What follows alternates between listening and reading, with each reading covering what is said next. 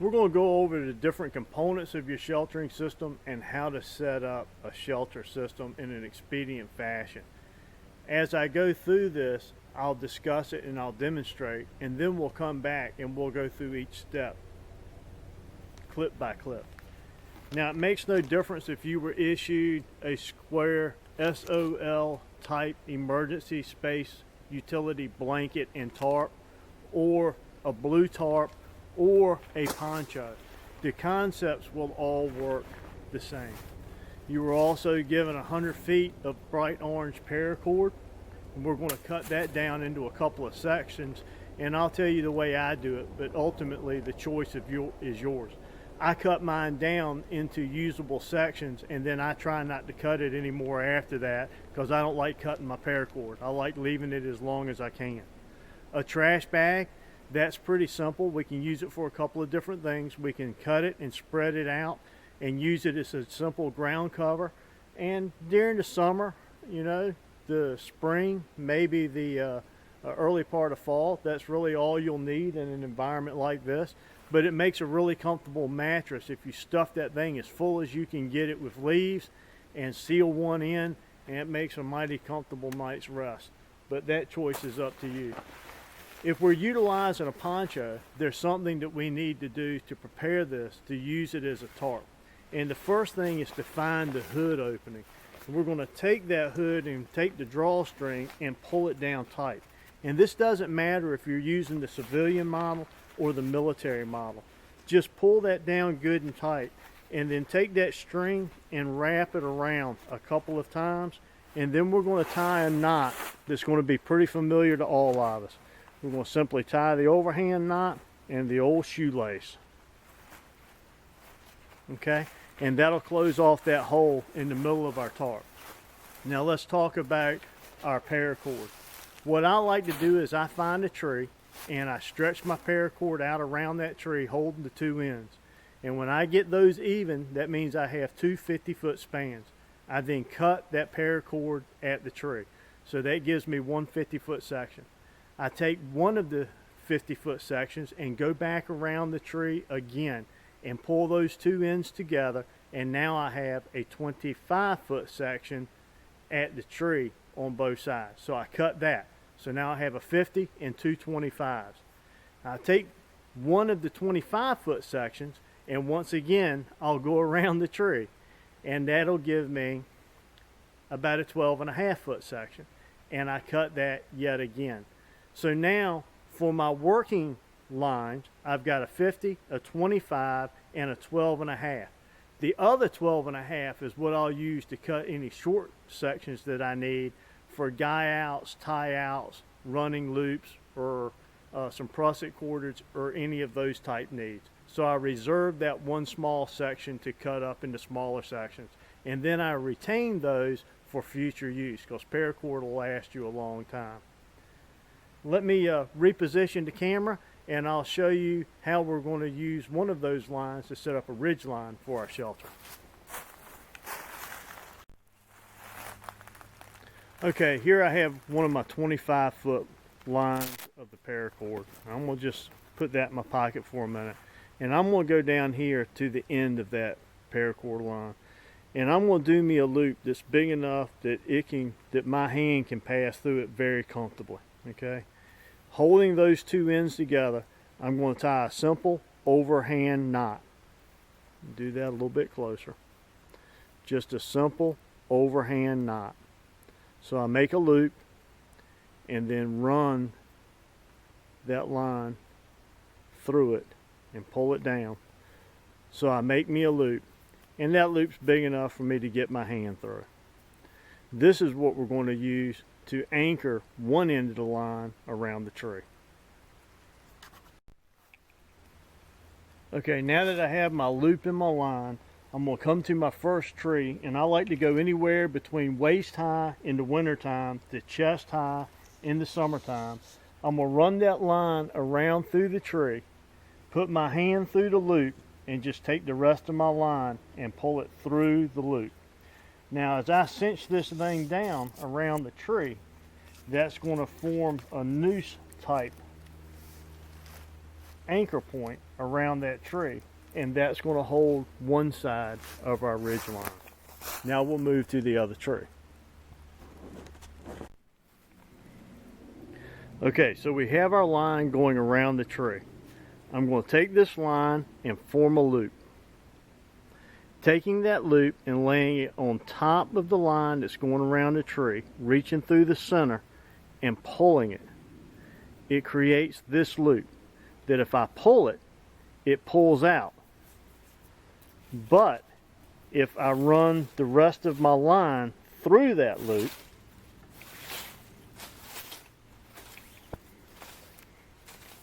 and pull down, this loop does not slide down on top of that loop.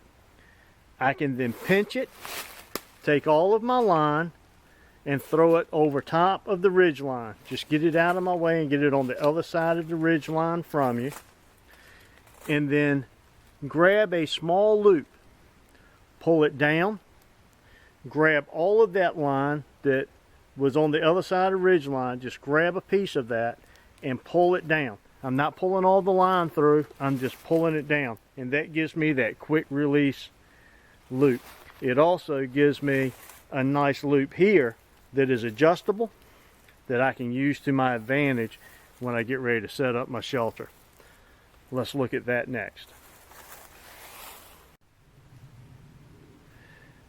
We can utilize this loop to attach one corner of our poncho simply by placing that loop through the grommet hole and taking a green piece of stick, putting through that loop, and now that acts as a toggle and we can pull that knot down, and that will secure that poncho to the top of our ridge line. A couple of small loops like this can come in really handy when you go to stake down your tarp. We can make these very easily by taking that short piece of paracord that we had that we were going to dedicate for cutting loops.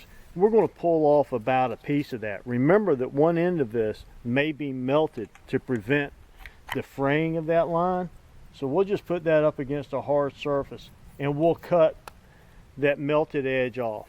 I'll pull myself out about a foot and I'll cut that line again. So now I have this 1 foot piece of paracord. And secure my knife, always put that away when you're done. And because knots, if you use it as a Prusik line, the Prusik likes to bite better when it's of a line of a different size. We can accomplish that utilizing paracord by simply pulling the guts out.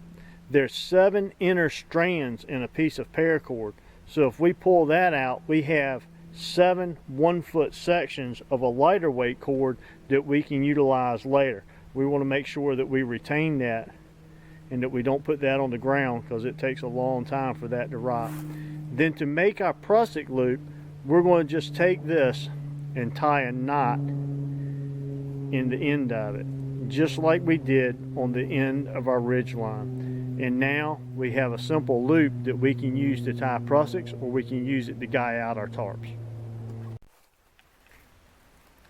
Now I've just cut me a little piece of wood here. It's just a stick of green wood and it's about a foot long. And I have my loop. I'm going to take that loop and I'm going to pass it through another grommet that's on this poncho. And it's the one that's the furthest away, so the diagonal angle away from the one that we use to attach our ridge line. I'm going to place my stake through that loop, and then I'm going to pull that out tight and stake it in at an angle. So pointing back towards the tree with my stake going in at about a 45-degree angle, I place it down on the ground and firmly push that in, giving it a good seat with my boot and making sure that I have that firmly in place. Let's take a good look at that from the other end. Now you can see I've laid the poncho out. So this is the short side. From the top at the ridge line down to the ground is the short side, and this is a long side as well as that. This is the corner that I'm coming to.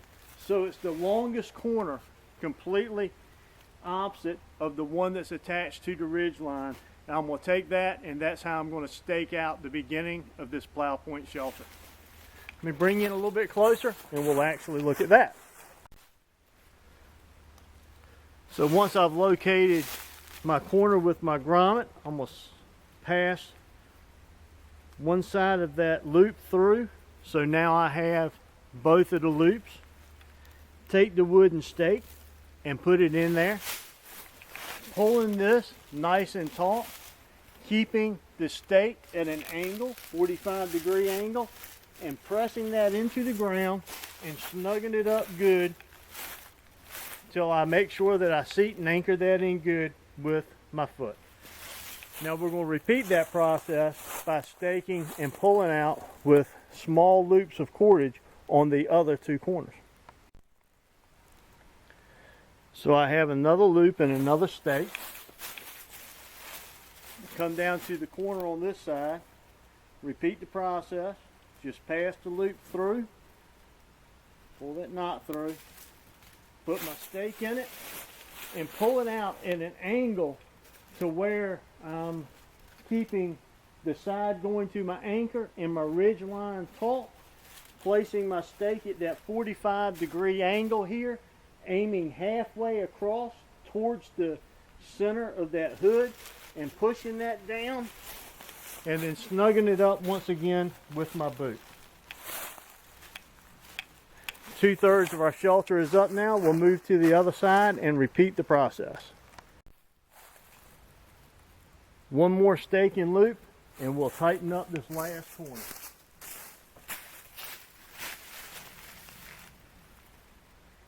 Pressing the loop through the grommet, doubling it back, taking my stake and pulling it out good and tight, aiming towards my stake on the other side at a 45-degree angle, and placing that in the ground and sinking that down till we're good and tight. Now we have effectively created our shelter with our poncho. Let's take a quick look around that.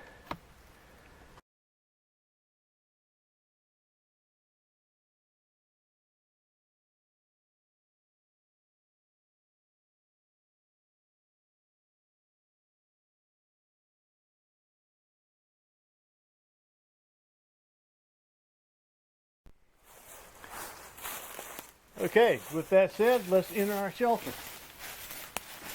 With our trash bag placed on the ground as a moisture barrier, as you can see, I have plenty of room inside this shelter, plenty to cover me. Remembering you can raise or lower the height of this depending on what you want it to do.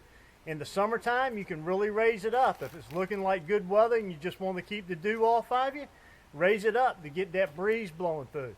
In the wintertime, if you want to build a fire, you want to have some heat trapped inside of that thing, you can lower it down closer to the ground. But this will make you a sufficient shelter out of a simple poncho very easily. There is one other thing we can do to give us a little bit more headspace, and I'll show you that right now.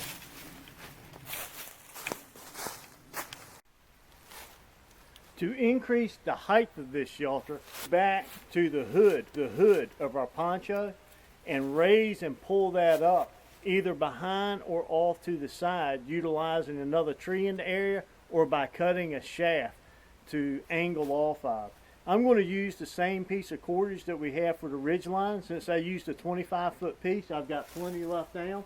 I'm just going to measure that down to the hood, put a simple overhand knot, and then run the line through that to create a slip. Place that over the hood and pull it down. And you can see that if I come to this tree, I can increase the height of that shelter by pulling this up at a steep angle. Of course, this works a lot better if it's directly behind. So like I said, you can cut your own shaft if you want to, or you can just utilize a tree that's close by. But that'll give you a little bit more headroom in here if your goal is to get some of that heat up, or if you want to be able to raise the pitch so that any rain that might come in will run off instead of pooling up in the center.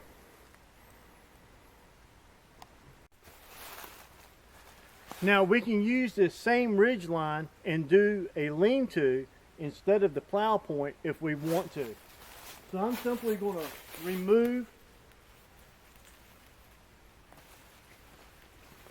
my toggle, and I'll retain that, and I'll pull my 4 stakes out, and I'll reconfigure my poncho so that the width way goes along the ridge line, and we'll go over how to set up the lean-to configuration. Okay, so now the shortest width is this way, and the longest length is laid out this way. So we'll come back to our ridge line and attach one corner the same way that we did before. So now we're back to our trucker's hitch, and we're going to take that loop, push it through the grommet, put our toggle in place, and pull it and cinch it down. So there secures one side. Now the other side, we're going to use a loop, and we're going to tie a Prusik. To tie a Prusik, we're going to take one of the loops that, remember, we gutted and pulled the inside out. And we're going to take that and just lay it across our ridge line. And then pass one side of the loop through the other loop 3 times. And then pull that down. What this then forms is a self-locking knot, or a loop. It's a loop of line on a taut line. So if I pull it this way, it has a tendency to bite in, and if I pull it this way, once it's cinched and I pull it, it tightens down. This knot is used by climbers to go back up a line once they get into a position that they need to ascend back up. So you can support even your weight on a line like this on a climbing rope. It's very effective for holding lines tight, but it works best with lines of different size. You can even make this more effective by taking this loop when they're brand new and rubbing it on a tree a little bit and taking some of that wax coating off. You'll find that'll work real well. Once we have our Prusik loop in place, we simply place that loop through the grommet hole, and utilizing another piece of green stick, we just put through there as a toggle, holding that in place, and now grabbing this Prusik loop, putting our finger in there and pulling down, and that makes our tarp nice and taut against our ridge line. Now we can just stake out the back side to effectively create our lean-to shelter. Now this time we'll use those same 2 stakes on these 2 corners and pull our lean-to out taut. So just capturing that stake and coming back, and what I like to do is pull this side tight, and then I aim my stake at that corner over there. So it's at a 45-degree angle, both pulling this side and that side tight. And then I go to that corner and accomplish the same thing by pulling this side out, aiming it over there, and aiming my stake at a 45-degree angle to there while keeping this side taut. Once again, securing it with your foot, making sure she's good and taut. Now, just like the other shelter, if we want to create a little bit more room, we can tie another piece of paracord onto here, or utilize our leftovers and pull out to a tree behind us, or put a staff up here to pull out and then go back down to the ground, keeping that taut. And that will create us even more headspace. But for this particular shelter, I don't think we need that. Let's take a look on the inside and see what we've got.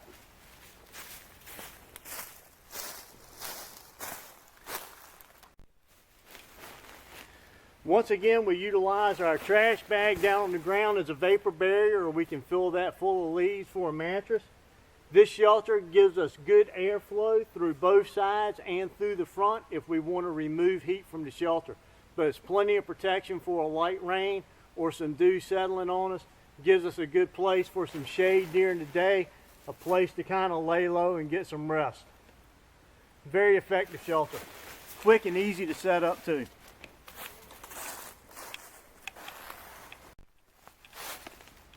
Okay guys, so there's the equipment that you'll need for setting up these two shelters when you come out to the class. Either a full-size adult poncho or one of these tarp type emergency space blanket slash tarps.